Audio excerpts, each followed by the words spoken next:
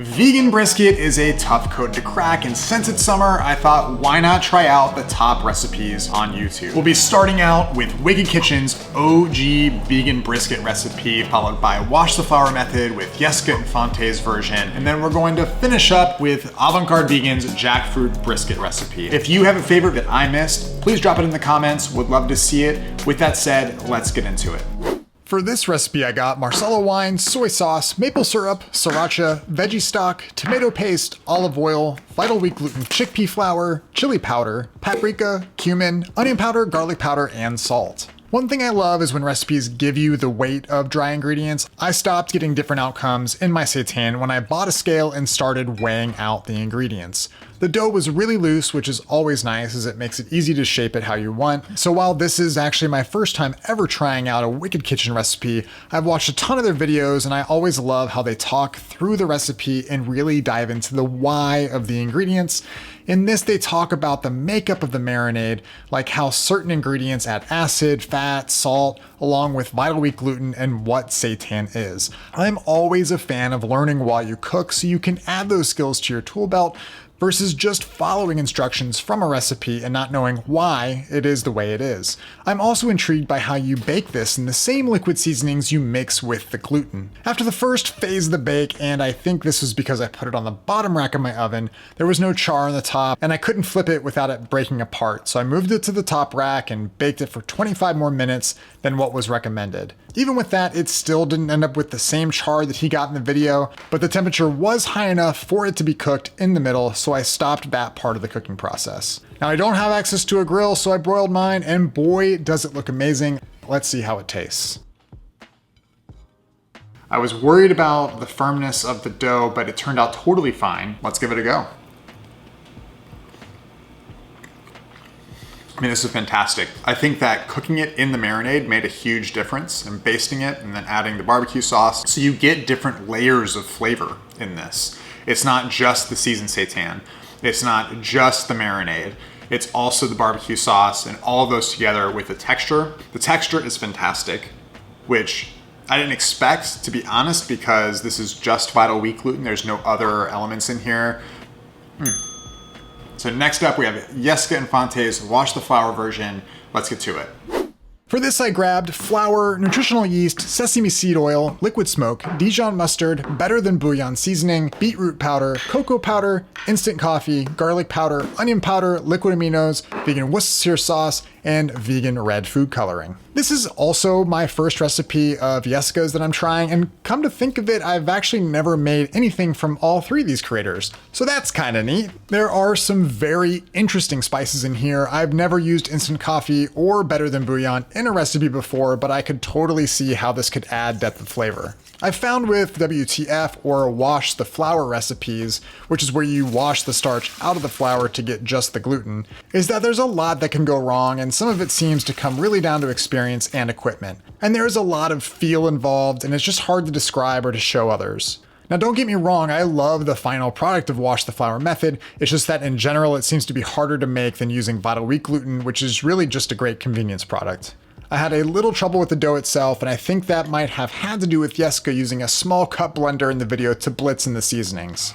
I used a food processor and it left my dough sort of crumbly. I rested it for several hours, but it still never really came back together enough to fully knot the dough together. The extra dough that I didn't process looked great though, and I think that'll add a nice texture to the final product. By the way, I'm moving and this will be my last time filming in this kitchen. I will miss it, but I will not miss all the shadows in my lighting because of the skylight messing with the lighting in my shots. Y'all probably don't even notice, but it just bugs me so much. Anyway, so the final step is to wrap the roast in more of the dough, and I was all proud of myself with this wrapping technique. It looked great. I had taken the time to stretch the dough on the side and made it fit, and then I realized I was supposed to come off the seasoned dough, not the original dough. Yessica, if you watch this, please forgive me. I don't think it will make that much of a difference in the flavor, so I didn't remake the entire thing. It actually ended up getting a nice color from the stock that I used as I added some browning liquid. It's a live show, folks. The glaze looked great, the color looks amazing. I really can't wait to try this out. It's juicy when you cut into it, which is always a great sign that it's gonna be packed full of flavor. And now it's time to chow down. This is nuts. This is by far the most realistic looking. To me, it looks the closest to an animal-based brisket I've ever seen. So let's go ahead and try this out. Wow. There's two textures in here. There's the fatty texture, that white. Now that has a completely different texture than the rest of the meat. The color looks fantastic. I would absolutely make this again. For my friends out there that like doing wash the flour technique, you're gonna love this. You should absolutely try it. Now finally, we have Avant-Garde Vegan's brisket recipe. Let's go. This recipe uses olive oil, onion, garlic, mushrooms, vegan beer, vital wheat gluten, soy sauce, brown sugar, miso paste, liquid smoke, smoked paprika, cumin, ground ginger, celery salt, tomato puree, tofu, mixed herbs, black pepper, and jackfruit. Now I couldn't find tomato puree. In fact, I'd actually never heard of it. And after researching, it seems that it's somewhere between tomato paste and tomato sauce. So I added tomato paste and a tablespoon of water. Hopefully that won't mess with anything, but we'll have to see what happens. Also, where are you all getting smoked paprika? None of my markets carry it, and I'm starting to think that I need to get some online. I also had to guess on the amount of jackfruit to add, as my can was a little bit bigger than the one listed in the ingredients. And this recipe recommends using a stand mixer, but of course I'm moving and I packed mine. I didn't think I needed it, but here I am, so I'm kneading this instead. I think it's gonna turn out just fine. I kneaded it quite a bit, but it was already pretty firm. For cooking, they also used parchment paper and plastic wrap to cover the roast and simmer it, but my plastic wrap said to not cook with it on the box. And since I don't like melted plastic, I erred on the side of caution and tied cheesecloth around it. By the way, this was one of my best tying jobs for a roast ever. The whole time I was like, how am I doing this? Where did I learn this? Now, before we dig in, just a little tip I've found when simmering seitan in general is that the more liquid that is in the pot, the easier it is to control the simmer and less likely you are to come back to a boiling pot as it takes longer for the water to heat. Science. And this speaks to ad-libbing in the kitchen. You're not always going to have access to all the equipment in a given recipe. So learning how to make do is an important kitchen skill, in my opinion. I broiled it up and got a nice little char with the barbecue sauce. It looked great on the cut. Now let's see how this turned out.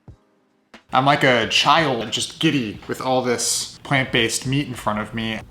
So at first look, the same way that we had the differences in color and possibly texture in Yessica's version, we're getting with the jackfruit here. So let's give this a go.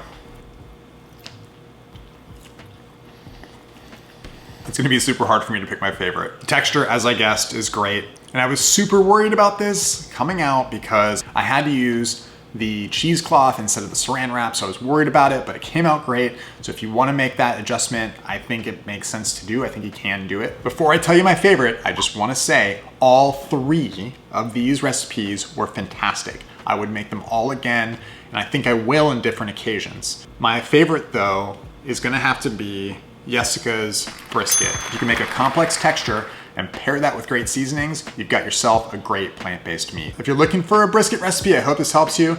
And until next time, y'all, be nice to each other and keep cooking.